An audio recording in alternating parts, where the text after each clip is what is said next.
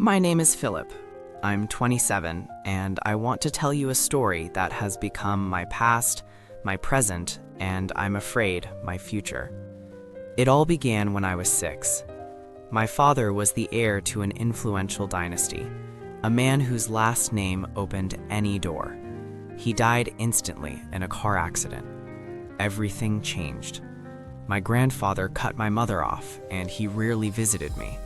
Accustomed to a life of luxury, my mother began sinking into debt and filth.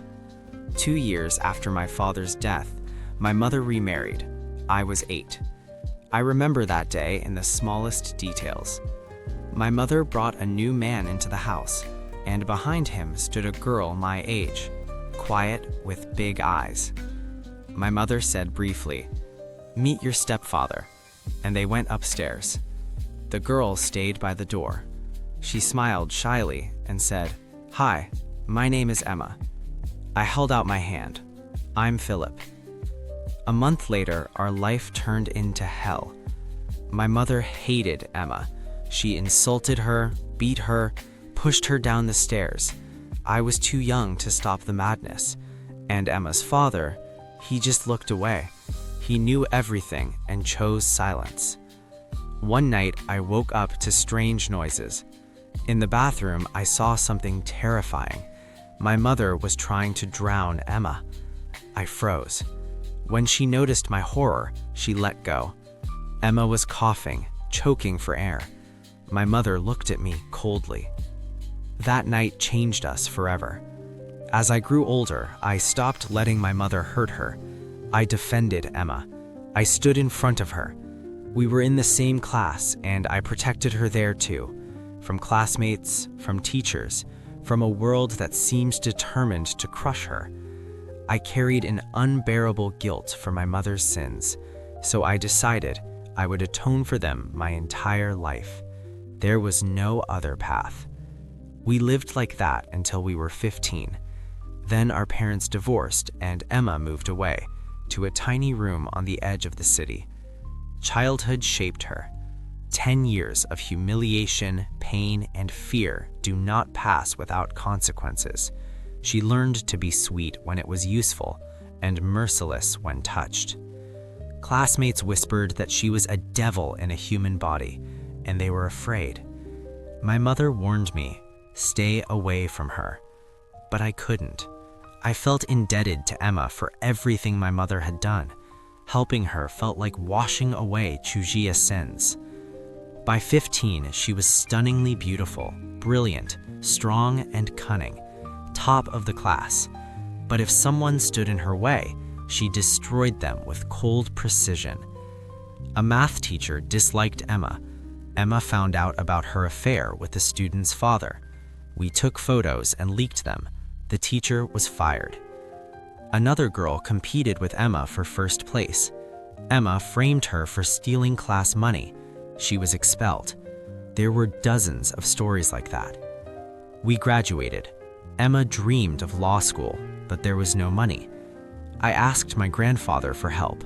In exchange, I promised to visit him more often. He agreed. I gave Emma the tuition money. 10 days later, I learned she was in the hospital, covered in bruises. Her father had found her, beaten her nearly to death, and taken the money. The deadline passed while she lay unconscious. That's when something inside her broke completely. She became a waitress. Her beauty was blinding. People came to the cafe just to see her. But Emma wasn't looking for love. She was looking for a weapon. The kind cafe owner became her first major pawn. She staged harassment, gave herself bruises, convinced her life was in danger. He bought her a baseball bat for protection and walked her home every night. On the chosen day, Emma lured her father to her place. She provoked another violent outburst and called her boss, screaming for help. When he burst in and saw a monster beating a fragile girl, he didn't hesitate. One strike with the bat, a crushed skull, instant death. Everything went exactly as Emma planned. When I arrived, the room smelled of rain and blood. The cafe owner fled in horror. Emma lay on the floor beside the body. "Emma, what do we do?" I whispered. She barely opened her eyes and said coldly, "Leave. I'll handle it." I went outside and waited. Half an hour later, the police and ambulance arrived. They took her away. The cafe owner was found. He confessed. The court gave him 5 years for excessive self-defense. Emma was finally free of her father. At the cafe, a director noticed her, invited her to auditions, offered her a role. The film became a hit. Her career skyrocketed.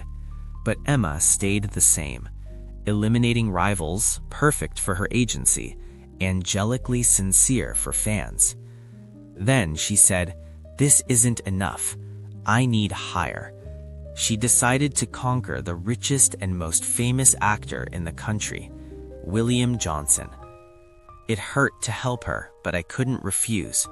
I gathered information, habits, circle, favorite places. Step by step, Emma slipped angelically into his heart. He never stood a chance. He fell hopelessly in love and soon asked her to be with him. I begged her, "Emma, stop. Why do you need this?" She smiled. "Don't worry. In a year, I'll leave him."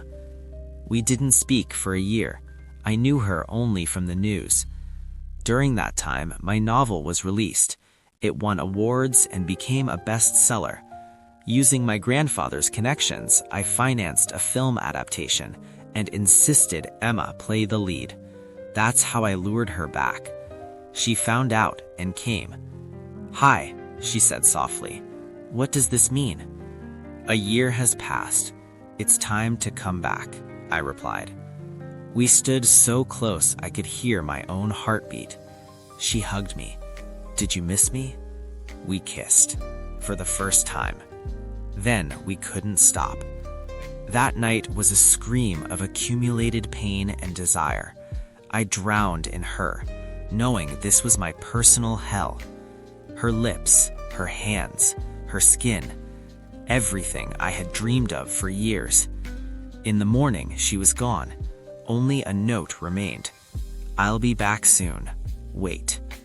Soon I learned William's grandmother had died. The couple went into mourning. 2 weeks later, they broke up.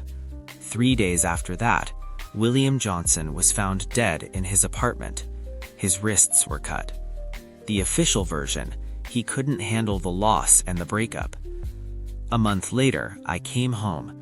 Emma was sitting in a chair. "Hi," she smiled. "What happened? Are you okay?" "Yes, just tired." I asked about William. She shrugged. "His fault. Weak." There was no pity in her eyes, only coldness. Johnson's fans declared war on her. Her career collapsed. Brands canceled contracts. Even my connections couldn't stop the wave of hatred. Emma paced the house, burning with rage. "Philip," she grabbed my hands, eyes feverish. "I need the most powerful man in the world.